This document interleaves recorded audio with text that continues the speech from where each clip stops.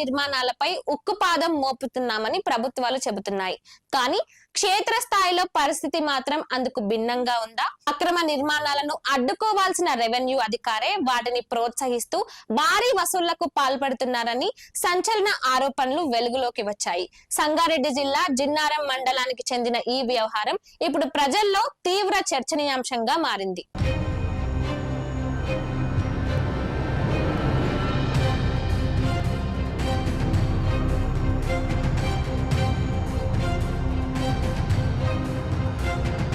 సంగారెడ్డి జిల్లా జిన్నారం మండలం గడ్డిపోతారం అల్లిగనూరు పరిధిలోని సర్వే నెంబర్ 27 ప్రాంతానికి సంబంధించి ఇక్కడ జరుగుతున్న అక్రమ నిర్మాణాలను అడ్డుకోవాల్సిన బాధ్యత రెవెన్యూ శాఖపై ఉంది. కానీ స్థానికుల ఆరోపణల ప్రకారం ఈ అక్రమ నిర్మాణాల వెనుక రెవెన్యూ ఇన్స్పెక్టర్ జయప్రకాష్ నారాయణే ఉన్నారన్న అనుమానాలు వ్యక్తమవుతున్నాయి. అక్రమంగా నిర్మాణాలు చేపడుతున్న వారి నుంచి భారీ మొత్తాల్లో వసూలు చేస్తూ వాటికి అడ్డుకట్ట వేయాల్సిన అధికారి అదే పనికి సహకరిస్తున్నారన్న ఆరోపణలు వినిపిస్తున్నాయి. ఇటీవల ఈ వ్యవహారానికి సంబంధించిన ఓ వీడియో బయటకు రావడంతో ఈ అక్రమ వసూళ్ల వ్యవహారం వెలుగులోకి వచ్చింది.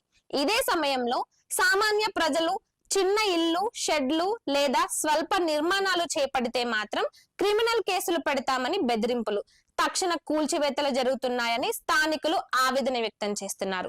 డబ్బున్న వారికి నిబంధనలు ఒకలా, లేని వారికైతే చట్టం మరోలా అమలవుతుందా అనే ప్రశ్నలు వినిపిస్తున్నాయి. చాలా రోజులుగా సాగుతున్న ఈ అక్రమ వసూళ్ల వ్యవహారం ఇంతవరకు పై అధికారుల దృష్టికి ఎందుకు వెళ్లలేదని ప్రశ్నలు ప్రశ్నిస్తున్నారు. లేదా తెలిసి కూడా చూసి చూడనట్లుగా వదిలేశారా అనే అనుమానాలు కూడా వ్యక్తమవుతున్నాయి.